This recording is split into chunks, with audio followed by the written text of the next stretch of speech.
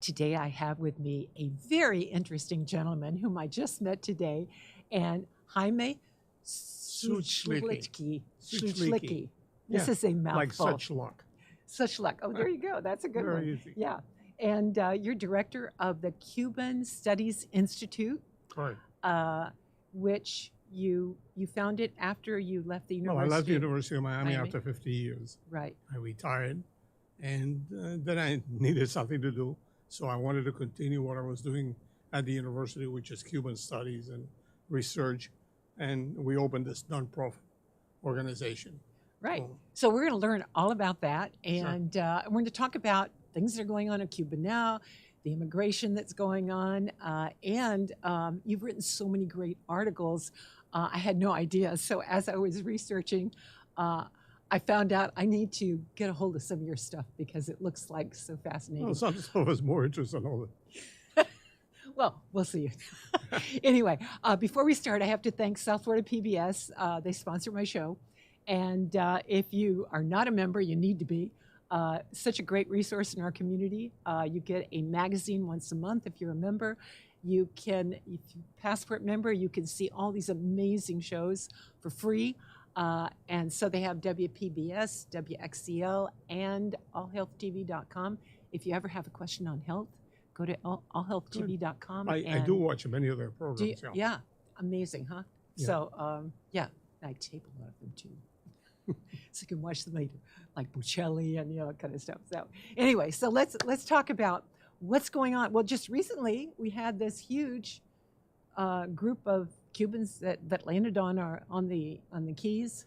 Well, there are two main reasons for the things that are happening with the Cuban community and the Cubans coming to Miami. The first is the deterioration of the economy and the social conditions in Cuba. This is the worst that Cuba has seen it in about 60 years. The water is polluted. There's no food. Medication is very scarce. It's a very, very sad moment. And there's a lot of disillusionment with the Cubans. They expected after Fidel died, things are going to change. And then they're expecting after Raul died, there was going to be some changes. And nothing has changed. The situation continues the same and is gradually deteriorating and so on. Cuba received a lot of aid from the Soviet Union and from China. Right now, very little because of the problems in the Soviet Union, and China is not that interested in Cuba as a strategic location. So that has also helped in the deterioration of Cuban society. Now, the other factor is the pull forces, what I call the pull forces. There's 1.5 million Cubans here. They have relatives, they have friends. Well, they attract them. They tell them, come, Miami is wonderful, you can get a job.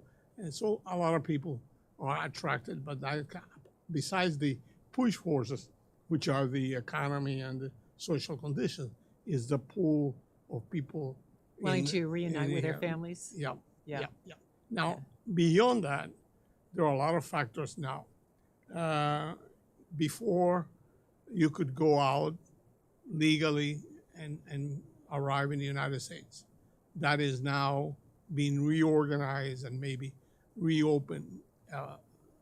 But the Cubans have to go either through Mexico or Central America or get on a boat and come to Miami. The situation in Central America is not good for the Cubans, in part because there's violence and there is drugs, and it's very uncertain to go out through Central America. Besides, it costs between $5,000 and $10,000, and you have to have that money, or you have to have a relative in Miami that sends you that money to be able to get out.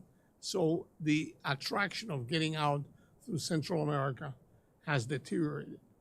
Furthermore, recently, the U.S. has returned a number of Cubans that entered through the southern border, have sent them back to Cuba. I don't know the reasons. Do you think that's discouraging people at all?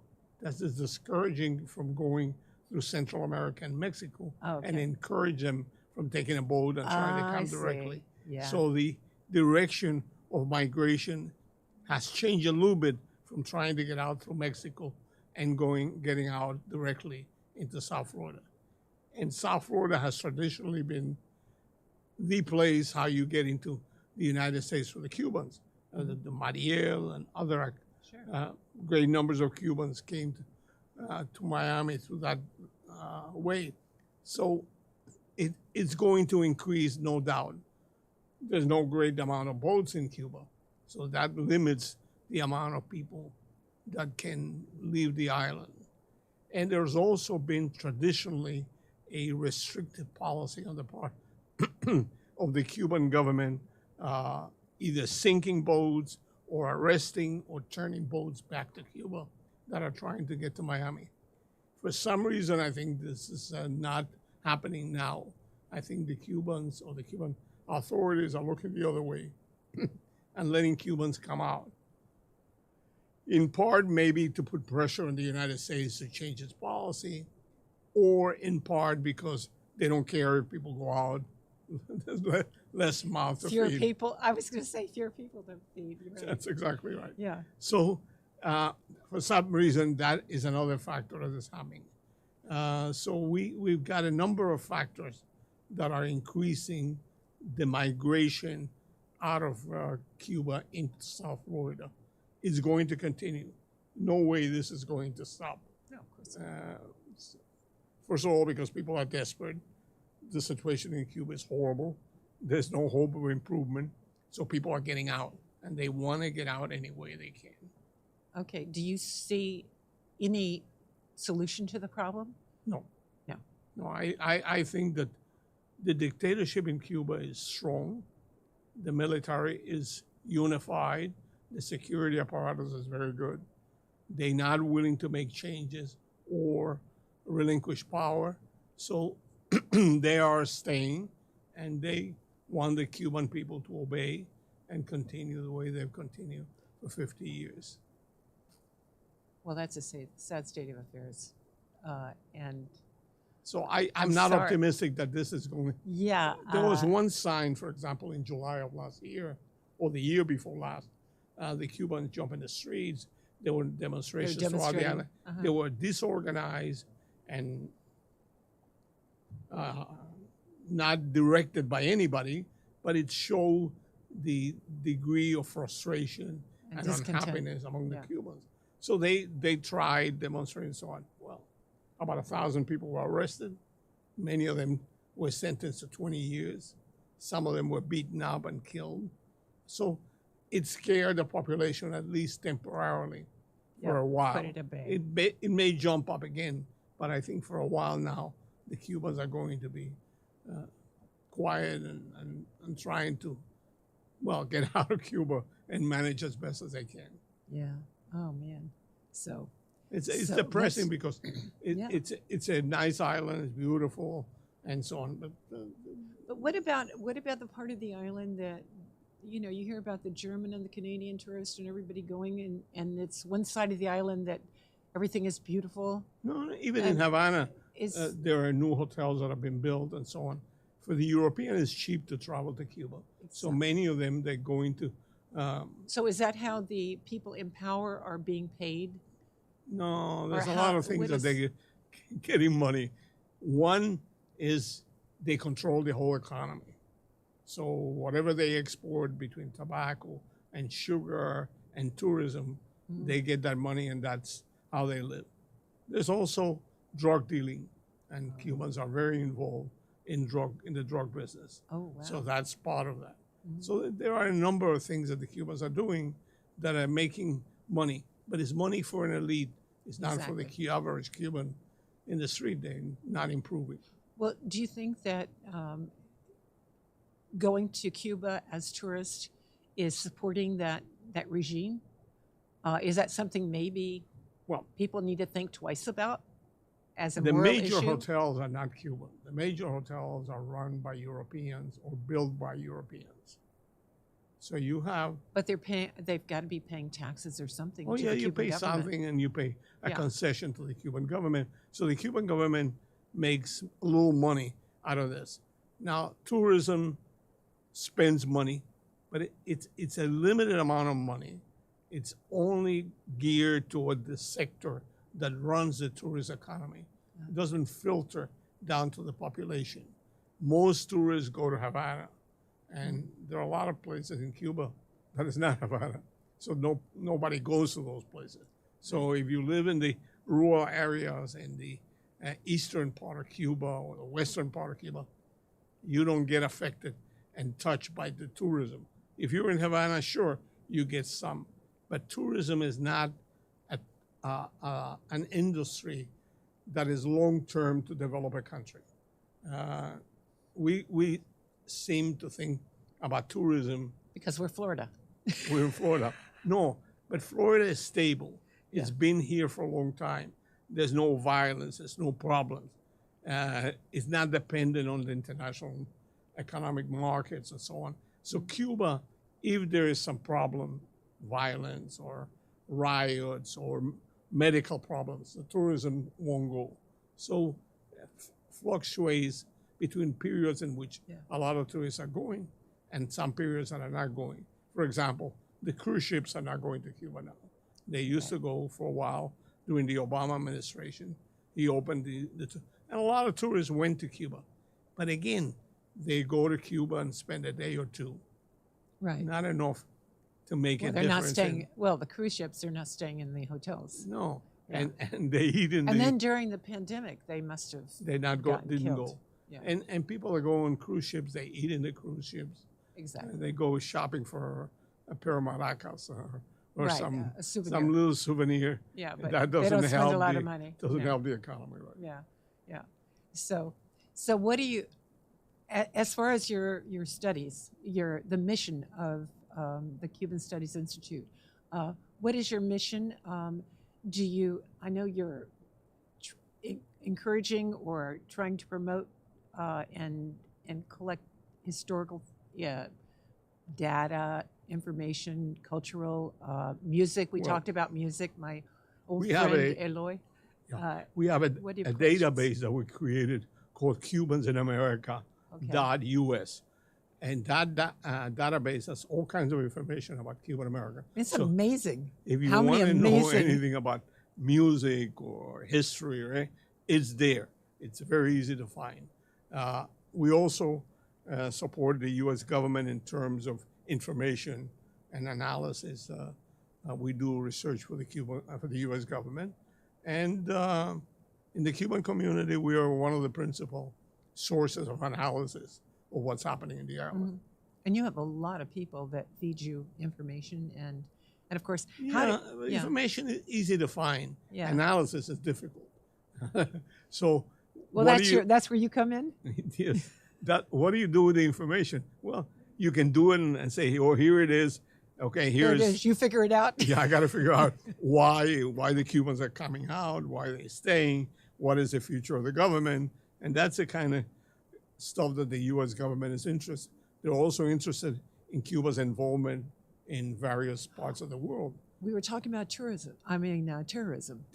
Right. Cuba, for many years now, has been very close to Iran, became very close to Venezuela when Chavez took over, and began to train guerrillas, for example, in Colombia, the FARC, Fuerzas Armadas Revolucionarias, and other groups in other parts of Latin America. Even in Puerto Rico, there was a group called the Macheteros who carried on attacks in the United States, in New Jersey, stole money from banks, took it to Puerto Rico and then to Cuba. So there was a variety of groups, and Cuba became very close, for example, to Hezbollah and Hamas, the two terrorist groups supported by Iran, in part because Iran and Russia were very close.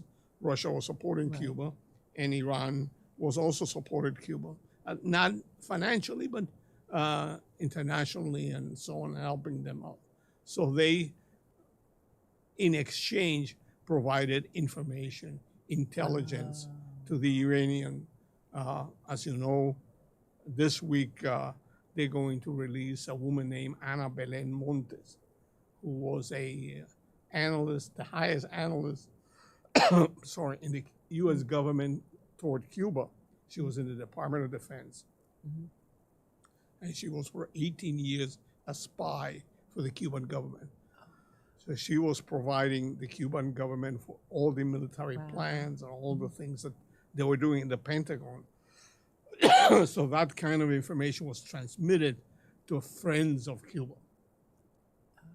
For example, to give you an anecdote, the Cuban ambassador to the UN, the guy that I knew, 𝘭𝘰𝘷𝘦𝘳𝘴𝘱𝘢𝘕 is his name. Fidel Castro sent him to Iraq before the American intervention there to tell Saddam Hussein that the Americans were planning to intervene in Iraq. So he says, I talked to him a long time, he's in Miami now. He says he came with all the plans of the American intervention and put it on the table, and Saddam Hussein began to laugh. He says, oh, the Americans are not going to do anything to me. They're not going to intervene. I've been friendly with the U.S. for many years. Well, those plans were stolen from the Department of Defense of the U.S. by Ana Belén Montes and given to Iraq. Plans were given to Iran. And they ignored them? He completely ignored, because he didn't think the U.S. was going to intervene. Right. We did intervene, and we got him out. But he thought arrogantly that the U.S. wasn't going to do anything against him. So that's one little story on how Cuban intelligence stolen from the U.S. go to Iraq, to Iran, the Soviet Union, and Russia now, and so on. So Cuba is important in that game, very important with Venezuela. They helped repress the student demonstrations. They've been involved in cocaine dealing from Venezuela to Europe. Or Cuba is very much in the, not in the production. I was going to say, are they using Venezuela as a... Well, Venezuela is using Cuba as using it the other way. To send the stuff over to Europe. And all the countries, and probably some from Mexico and probably some from Bolivia. Is that right? So, what else? What else you want to know about Cuba? What else can go wrong there? I'm telling you. Oh, so it's any wonder that the Cubans are here, but the other side of the coin is that we get all these Cubans here, and they've done such. I mean, Miami wouldn't be Miami if it weren't for the Cubans right now. Look, I mean, Cubans, they have done such. First of all, during the beginning of the revolution, the elite of Cuba left Cuba. Exactly. The business, intellectuals, doctors, professionals, and they're all settled in Miami. So they invested. They knew how to do business. Miami so they brought all their talent and Miami was a flourishing little town and an open community that they can do anything they want. So they did very well. Yeah. The groups that have come since then, there are some that are not as entrepreneurial or without a knowledge and so on. So we do have a class of working Cubans. Exactly, and, which we didn't have before initially. Yeah, exactly. Yeah. So, but we need them too. Yeah, sure. Somebody's got to do. Look, I used to go to restaurants and the waitresses were Central Americans or blacks. Now all of them been pushed out and they're all Cubans. They're all Cubans now. Yeah, I know. And so as far as the Cubans that came here early on and what how they've influenced America, the whole United States, they were shipped all over the place initially. Actually, my oldest daughter's godfather is a Cuban. And he came over and paid her upon with his brother and sister, and his parents sent them alone. Peter Pan was a group of children that because of they were afraid, the parents were afraid that the Cuban government was going to indoctrinate them, maybe send them to the Soviet Union. They decided to send them unaccompanied to the United States. So that became the Peter Pan. I don't know, 10, 12,000 came to Miami and to the United States. Yeah, it was an amazing, as far as my friend 𝘭𝘰𝘷𝘦𝘳𝘴𝘱𝘢, he also was doing things that were, he could have been, arrested because he was doing things against the government, and so his parents were afraid for his life. And then the younger ones, just like you said, they didn't want them to be indoctrinated and whatever. So yeah, so. Well, that was the church. I was at church. Involved. Mm-hmm. Brian Walsh was a yeah, exactly. Monsignor, Brian Walsh, Monsignor Walsh. was a student of mine. Was he really? Yeah, a very great guy, and, Yeah. and really honest, devoted, Yeah. and he organized all of these things, and the church decided at some point to stop, and maybe the U.S. government didn't want it to continue like that. But I mean, several thousand Cubans arrived in Miami and in the U.S.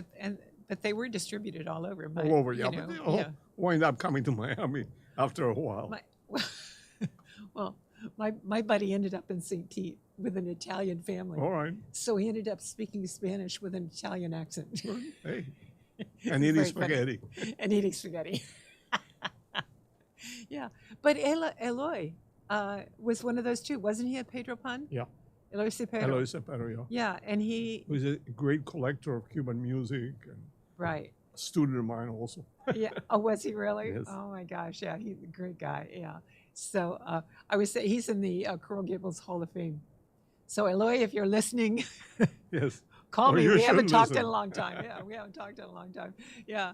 So so who are the people that you think that came over in that first wave that have made the biggest impression or impact on in the United States? Oh, without any doubt, Felipe Valls, who was the owner and the builder of Versailles restaurant. Right. Not And only then Versailles, La La Carreta. Carreta, Right. and the other one on 8th Street, what is named I forgot. It's a very fancy restaurant that he also owns. So he created a gourmet landscape in Miami that didn't exist. Yeah. He was one of the pioneers. George Feldenkrais, who was the owner of Perry Ellis. Oh yeah. He created a major enterprise. The Mas family, Mascanosa family, Yeah. with the Mastec and the technology. God, there's so many. I know. Yeah, but and they're just in Miami. Mike Fernandez was a very, Mike Fernandez. Yeah. very close friend, Yeah. supporter. Carlos Rodriguez. God, I can spend the The whole list. year Yeah. giving you names. And of course, and then most of them are part of the Kiwanis Club of Little Havana that Yeah. puts on the. Well, Yeah. some of them were more conservative, some of them were more liberal. Or is that it? Yeah. They broke in terms of whether they wanted. Look, there is a conception among the Cuban community, among certain groups, that if you help the economy and you help them open businesses and so on, Cuba will change. Well, first of all, Cuba is not opening up, and they're not willing to open business and so on. But there is a continuous perception that if we change our policy, instead of policy of hostility, a policy of help and so on, and that was what Obama followed in terms of the tourism going to Cuba and sending ships to Cuba. Well, it helped a little bit, but it didn't change the nature of the system or the nature of the government. So that was And then Trump did the opposite. and Trump came and reversed it. And then Biden is there and he doesn't know what he's doing. So there you have it, all wrapped up. Oh my gosh! So the more they change, I'm the not more a they diplomat. remain. I'm not a diplomat. You know, Yeah. I'm a professor. I was a professor all my life. So I say it as I see it. I may be wrong. Yeah, But right. Yeah, but hey, your opinion certainly holds a little more weight than most people's. Yeah, well, maybe. Look, the one thing I kept on saying to the U.S. government, look, nice is not going to help. No. That is not going to make any changes in Cuba. They're there because they want to be there, because they're in power. They control the economy. They're doing well for themselves and the family. So that elite, the government, the Communist Party structure, the security apparatus, not going to change. They're not going to be nice to the U.S. Besides, Their friends are not the U.S. The friends of the Cuban government is Iran, Russia, North Korea, Venezuela. Those are the countries that are allies of Cuba, not the United States. And they don't trust the United States, and they don't want anything to do with the U.S. Sure, they would like to get American money. They would like to get tourism. If the U.S. wants to buy sugar, sure. But Cuba is not producing enough sugar to sell it. So the production of sugar is 800,000 tons, 900,000 tons, not even a million. And as opposed to in past years? 4, 5 million, 6 million.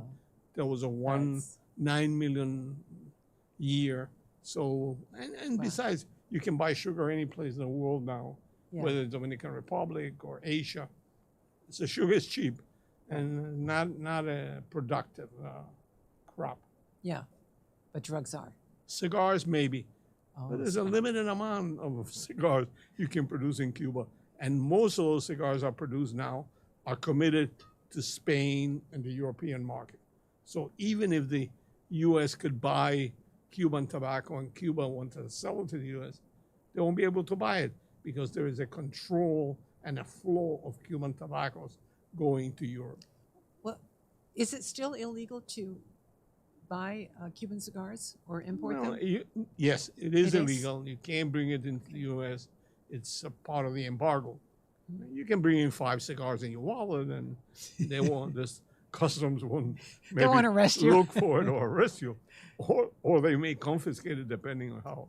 And keep it for themselves. They have a relative that smokes the cigars. Oh my gosh. Yeah. So. But Cuba has nothing to sell to the U.S. There's no product. Cuba sells nickel. Cuba is the 4th world producer of nickel, so they have an enormous amount of nickel.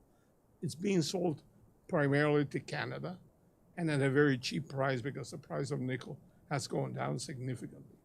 So that's one. Cuba doesn't have gold, doesn't have petroleum, doesn't have any resources that the U.S. or products that the U.S. may want. So so it's always going to be a lopsided. Yeah. If we were trading with them, it'd always be lopsided. Yeah. So, well, you're not going to believe it, but our time is almost up. Well, it was fun. And we have a lot of stuff we didn't even talk about. All right, I'll be back. Okay. Well, I want to tell your viewers, if they're interested in helping that's what the Cuban Institute, it's called the Cuban Studies Institute. We have an office in Coral Gables, 1500 South Dixie Highway, the Bank of America building, small office. So if they want to make a donation, anything. And they can go to your website They can go to the website. What is it? Is it like Cuban Studies? Cuban Studies Institute, yeah. CubanStudiesInstitute.org? Yeah. Well, that's easy. Sure. Yeah. And do it like that. We accept PayPal, whatever. Anyway, if you want to send cigars, money. We'll take them. Oh yeah. Anything people can.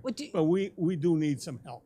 Do you do any fundraisers or what? Do you do any fundraising activities? Well, at this time of the year is when we do the beginning of the year. We do some fundraising. You do, and it's a small office. We don't need millions, but a few dollars, $25, $50, whatever your good people work. Can send. That'll help. Oh, that's nice. Okay, well. Viewers, support this man. He's doing great work and providing a lot of resources for our community. And certainly, it was such a pleasure having you today. I'm so glad I was able to be the interviewer. Thank you again for coming. Again, thank South Florida PBS for sponsoring our show week after week. Lots of good stuff happening. Check out WXCL, WPBS, and allhealthtv.com for some great information. A lot of it's free, and we'll see you next week.